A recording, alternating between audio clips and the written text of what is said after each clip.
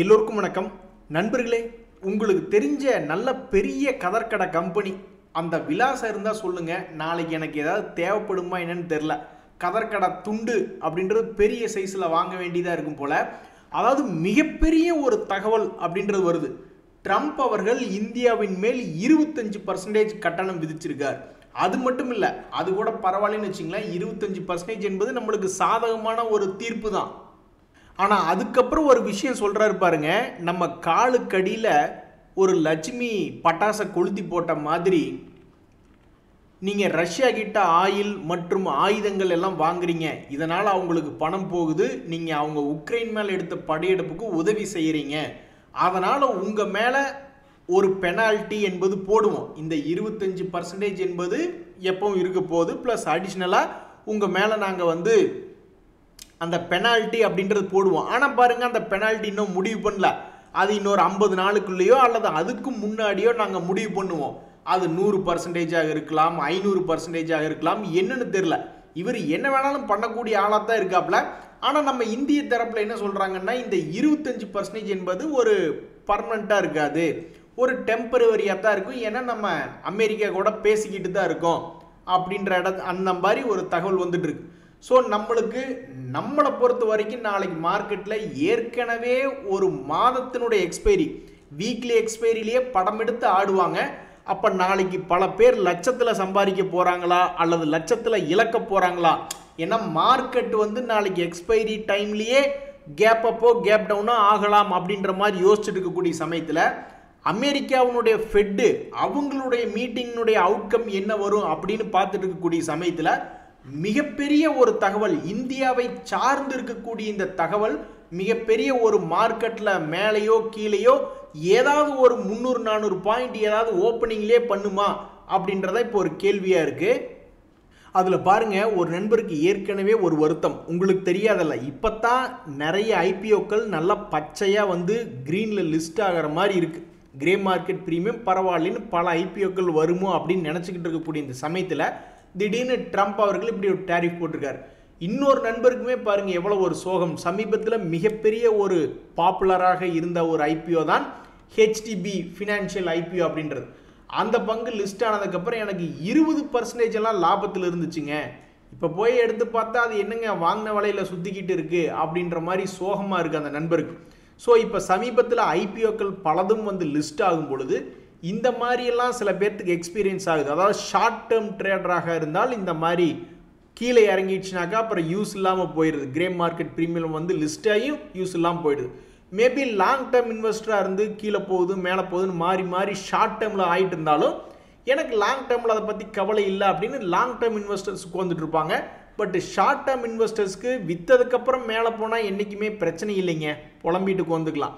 ஆனால் விற்காமல் லாபத்திலேருந்து திரும்பி கீழே வருதுன்னு வச்சிங்களேன். ஸ்டாக் மார்க்கெட்டில் ஒரு தகவல் ஷார்ட் டேர்ம் ட்ரேடர்ஸ்க்கு என்ன சொல்கிறாங்கன்னா, நீ கண்ணில் ஒரு லாபத்தை பார்த்துட்டீங்கன்னா அந்த லாபத்தை எக்காரணத்தை கொண்டு விட்டுறக்கூடாது, பார்ஷியல் ப்ராஃபிட் புக்கிங்கோ அல்லது ட்ரெயிலிங் ஸ்டாப் லாஸோ போடணும் அப்படின்றாங்க. ஸோ அடுத்தடுத்த நாட்களில் ஐபிஓக்கள் லிஸ்ட் ஆகுது. அதில் எத்தனை ஷார்ட் டேர்ம் ட்ரேடர்ஸ் என்ன பண்ண போகிறாங்க அப்படின்றத பொறுத்து இருந்தால் பார்க்கணும். நண்பர்களே, இன்றைக்கி இன்னொரு பங்கு ஃபோக்கஸில் வந்திருக்கு. என்ஐஏசிஎல் அப்படின்ற ஒரு பங்கு. எப்பா ஒரு நாள் ஒரே நாள், அதாவது அவன்லாம் ஒரு வருஷம் கூடியே எவ்வளவு ஏறுவான். இந்த வருஷம் ஸ்டார்டிங்லேருந்து பார்த்தீங்கன்னா ஒரு முழு வருஷம் சேர்ந்தே அவன் ஒரு 2% இறக்கத்தில் இவ்வளோதான் அவனுடைய மூவ்மெண்ட். வெறும் 4 ரூபாய் மூவ்மெண்ட், கிட்டத்தட்ட 7 மாதம் கூடி. ஆனால் இன்று ஒரு நாள், ஒரே ஒரு நாளில் 16% ஏறி இருக்கான். இனி இவன் வாழ்க்கையில் மறுபடியும் எப்போ கபி நடக்க போகுதுன்னே தெரில. பட் இன்னைக்கு இவன் வாழ்க்கையில் ஒரு கபி நடந்துருச்சு. ஸோ ஸ்டாக் மார்க்கெட்டில் பல தத்துவ ஞானிகள் சொல்கிற மாதிரி 365 நாள் ஒரு வருஷத்தில் இருக்குன்னா அது 300லிருந்து 340 நாள் வரைக்கும் சும்மாவே தான் பல பங்குகள் இருக்குது. ஏதோ ஒரு 10 நாள் வருஷத்தில் ஏதோ ஒரு சமயத்தில் தான் இந்த மாதிரி 20% 15%ன்னு சேர்ந்தாப்புல ஒரு 4-5 நாளில் சம்பாரித்து கொடுக்குறாங்க. ஸோ இந்த என்ஐஏசிஎல் அப்படின்ற பங்கை பொறுத்த வரைக்கும் கடந்த 8 மாதத்தில் இன்று நடந்திருக்கு 30ஆம் தேதி ஜூலை மாதத்தில் இவனுக்கு ஒரு மகிழ்ச்சி கபி வாழ்க்கையில் நடந்திருக்கு. இந்த பங்கு 1% டிவிடெண்ட் கொடுத்து கொண்டு இருக்கக்கூடிய பங்கு தான். அவங்க வந்து போன குவார்ட்டரை விடவும் கொஞ்சம் அதிகமாக 91, 349, 356, 402 கோடின்னு ஏறு வரிசையில் அவங்களுடைய லாபம் என்பது கொடுத்ததுனால டபக்குன்னு அவனை ஒரு 52 வீக் லோவில் இருந்து டபக்குன்னு தூக்கி விட்டாங்க. நண்பர்களே, இந்த ஷேரினுடைய ஏற்றத்தை பார்த்தீங்கன்னா, தம்பி 3 நாளைக்கு கடை லீவு அப்படின்னு கடுப்பாய் லீவ் விட்டு போயிடுவீங்க ஸ்டாக் மார்க்கெட்டுக்கு. என்ன காரணம்னா, இந்த பங்கு சமீபத்தில் காமிச்ச வாலட்டிலிட்டி தான். இது வந்து ஒரு காலத்தில் வந்து பார்த்தீங்கன்னா 2020 கணக்கு போட்டால் 149 ரூபாய்ங்க, 1000 ரூபாய்ங்க. அது எல்லாமே விடுங்க. இப்போ சமீபத்தில் வந்த ஹையை பல பங்குகள் தாண்ட முடியாமல் பாதி கிணறுல ஆடிக்கிட்டு இருக்கு. ஆனால் இது தன்னுடைய ஹையை தாண்டி மேலே ஒரு ரவுண்டு போயிட்டு அப்புறம் மறுபடி கீழே வந்து விழுந்திருக்கு. தம்பி, நீ யார், என்னதான் நீ பண்ணிக்கிட்டு இருக்க அப்படின்னு எடுத்து பார்க்கும்பொழுது இந்த டிவிடெண்ட் ஈல்டு ஏதாவது பெரிய லெவலில் கொடுத்துருக்கா, அல்லது கடன் என்பது மிக குறைவாக இருக்கா அப்படின்னா கடன் என்பது ஒன்றுமே இல்லை, கடனே இல்லை. ஸோ முக்கியமான குவாலிட்டிகளில் ஒரு முக்கியமான கேள்வி, அது கடன் அதிகமாக இருக்கக்கூடிய கம்பெனி கிடையாது. அது ஒரு விஷயம். அடுத்தது ரொம்ப சஸ்பென்ஸாக இருக்குது. அதனுடைய லாபம் ஏறு வரிசையில் இருக்குது அப்படின்னா இதுக்கு முன்னாடி 10 கோடி 12 கோடி அப்படின்னு பண்ணி கொண்டிருந்த லாபமெல்லாம் சமீபத்தில் 30 கோடி 46 கோடி அப்படின்னு பண்ணியிருக்காங்க. இன்னும் ஜூன் குவார்ட்டருடைய ரிசல்ட் வரல. ஸோ இந்த பங்கு ஏதோ ஒரு மேஜிக்னாலேயோ ஏதோ ஒரு விஷயத்தினாலேயோ ஏறல. முக்கியமான 3 காரணிகளில் ஏதோ ஒரு காரணி இருக்குது, அதனால தான் இந்த பங்கு மேலே ஏறிக்கு இருக்கு அப்படின்ற மாதிரி ஒரு சிறியதாக ஒரு அண்டர்ஸ்டாண்டிங் அப்படின்றத பண்ணிக்கலாம். இந்த கம்பெனியை பொறுத்த வரைக்கும் இவங்க மார்க்கெட் லீடர்ஷிப் எதில் இருக்குன்னா, India's largest air conditioning and thermal products manufacture அப்படின்ற மாதிரி இருக்காங்க. நண்பர்களே, அதிசயம் ஆனால் உண்மை, ஹீரோ மோட்டோ கார்ப் அப்படின்றது மிகப்பெரிய ஒரு விலை கொண்ட ஷேர். ஆனால் அது கடந்த சில மாதங்களாக எப்படி ட்ரேட் ஆகிட்டு இருக்கு, எவ்வளவு ரூபாய்களில் ட்ரேட் ஆகிட்டு இருக்குன்னு நீங்கள் நினைக்கிறீங்க? அது 4000 ரூபாய் ஷேர் தம்பி, எப்படியும் அவன்லாம் பயங்கரமாக ஏறி இறங்கிட்டு இருப்பான் அப்படின்னு நீங்கள் நினச்சிங்கனாக்கா அது யாவும் கற்பனையே, நடக்கவே இல்லை. இந்த தகவல் என்ன சொல்லுது அப்படின்னு பார்த்தீங்கன்னா, கடந்த 2-3 மாத காலமாகவே 4400க்கும் 4100க்கும் வெறும் 300 ரூபாய்க்குள்ள ஏறி இறங்கி கொண்டிருக்கக்கூடிய ஒரு சிறிய மூவ்மெண்ட் கொண்ட பங்காக மாறிடுச்சு. இனி இது என்ன, எந்த வகையில் இந்த கொடி தொடர்ந்து இப்படியே பறந்துக்கிட்டே இருக்குமா, அல்லது பெருசாக மேலே ஏதாவது உடச்சி காட்டுமா, அல்லது கீழே போகுமா என்னன்றது ஒரு புரியாதபடிக்கு மிக மிக குறுகலான ஒரு லெவலில் போயிட்டு இருக்கான். ஏதாவது பெருசாக வெடித்து செதறதுக்காக ஏதாவது வழி பண்ணிக்கிட்டு இருக்கா என்னன்றது தெரியல. ஹீரோ மோட்டோ கார்ப் என்பது மிகப்பெரிய விலை கொண்ட பங்கு. ஆனால் அதில் என்ன தகவல் அப்படின்னா, ரொம்ப ரொம்ப டைட் ரேஞ்சில் ட்ரேட் ஆகிட்டு இருக்கு. எப்போ அந்த டைட் ரேஞ்சை விட்டு வெளியே வரும்னு தெரியல. வெளியே வந்து ஏதாவது பெருசாக வாலட்டிலிட்டி காமிச்சதுன்னா உண்மையிலேயே ரொம்ப மகிழ்ச்சியாக இருக்கும்.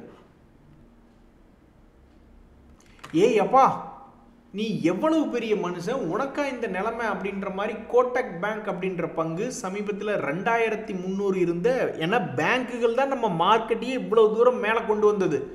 அதுக்கப்புறம் இப்போ பாக்கியில் மிகவும் முக்கியமான பங்கு இந்த கோட்டக் மஹிந்திரா பேங்க் அப்படின்ற பங்கு. அது 200 டேஸ் மூவிங் ஆவரேஜ் கீழே ஷாக்கிங்காக ட்ரேட் ஆகி கொண்டிருக்கிறது.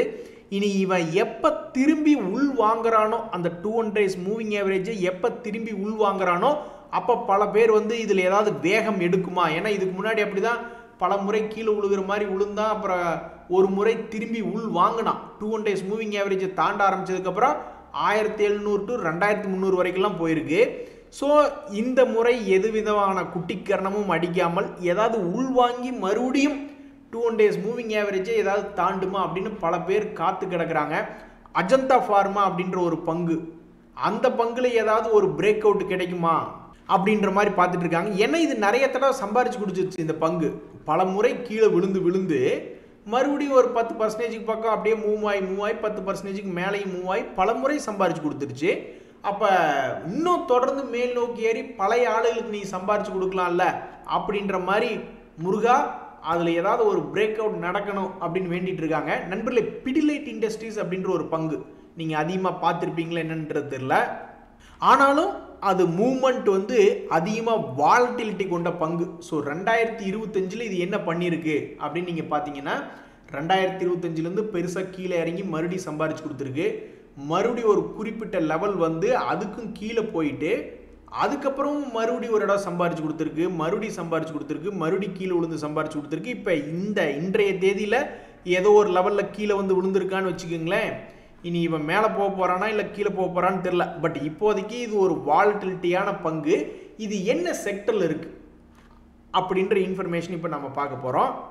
இந்த பங்கு கெமிக்கல்ஸ், ஸ்பெஷாலிட்டி கெமிக்கல்ஸ் அது போன்ற செக்டரில் இருக்கக்கூடிய இந்த பிடிலைட் இண்டஸ்ட்ரீஸ் இது சமீபத்தில் கொடுத்துருக்கக்கூடிய ரிசல்ட் என்பது பார்த்தீங்கன்னா அவன் பணமெல்லாம் டபுள் பண்ணி காமிச்சிருக்கான். அவனுடைய பர்ஃபார்மன்ஸ் என்பது சில வருடங்களுக்கு முன்னாடி இருந்ததை டபுள் பண்ணி காமிச்சிருக்கு. பட் கடந்த ஒரு வருஷமாக பெரிய வளர்ச்சி இல்லை.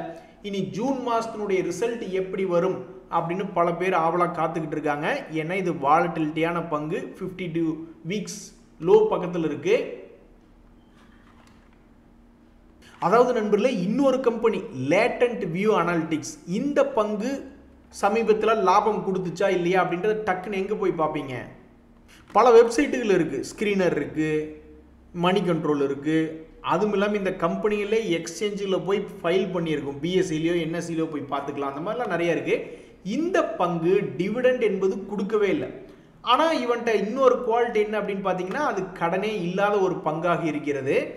இது டேட்டா அனாலிட்டிக்ஸ் அண்ட் கன்சல்டிங் போன்ற சர்வீஸ்கள் இருக்கக்கூடிய ஒரு பங்கு. இந்த பங்குனுடைய சார்ட்டில் போய் பார்த்தீங்கன்னா அது ஆல்மோஸ்ட் 52 வீக் ஹையிலிருந்து லோ போயிட்டு ஆல்ரெடி ஒரு ரவுண்டு போயிருக்கான். 300 to 450 வரைக்கும் போயிருக்கு. இப்போ மறுபடியும் 1 மந்த்தினுடைய லோவில் ட்ரேட் ஆகி கொண்டு இருக்கக்கூடிய இந்த லேட்டன்ட் வியூ அப்படின்ற பங்குனுடைய ரிசல்ட் என்ன வந்திருக்கு அப்படின்னு பார்த்தீங்கன்னா, போன குவார்ட்டர்களில் என்ன லாபம் பண்ணியிருக்காங்களோ அதே லாபம் என்பது பண்ணியிருக்காங்க. ஸோ அப்போ இந்த பங்கு இங்கிருந்து ஒரு முறை 52 வீக் ஹை வந்தாலும் எங்களுக்கு மகிழ்ச்சி தான், அல்லது கீழே மறுபடி பழையபடி ஒரு 350 போயிட்டு மறுபடியும் 450 வந்தாலும் மகிழ்ச்சி தான் அப்படின்னு பார்த்துட்டு இருக்காங்க. நண்பர்களே, நம்ம சுற்றி என்னத்தை பார்த்துக்கிட்டு இருந்தாலும் எவ்வளோ விஷயத்தை பார்த்தாலும் அங்கே இன்னைக்கு விஷயம் இல்லை.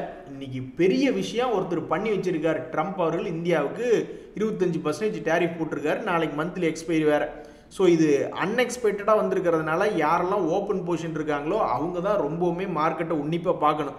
நம்ம எதாக இருந்தாலும் ஒரு இன்வெஸ்டரோ அல்லது ஷார்ட் டேர்ம் ஈக்விட்டியில் இருக்கக்கூடிய ஆட்களோ இதை சுற்றி நம்ம இன்றைக்கி என்ன பார்த்தாலும் நாளைக்கு மார்க்கெட் ஓப்பன் ஆகி 1 மணி நேரம் கழித்து என்ன செட் பண்ணுறாங்களோ அதுதான். அதனால் என்னை பொறுத்த வரைக்கும் இன்றைக்கி மிகவும் ஏர்லியராகவே முடிச்சுக்கலாம். ரொம்ப நன்றி, வணக்கம்.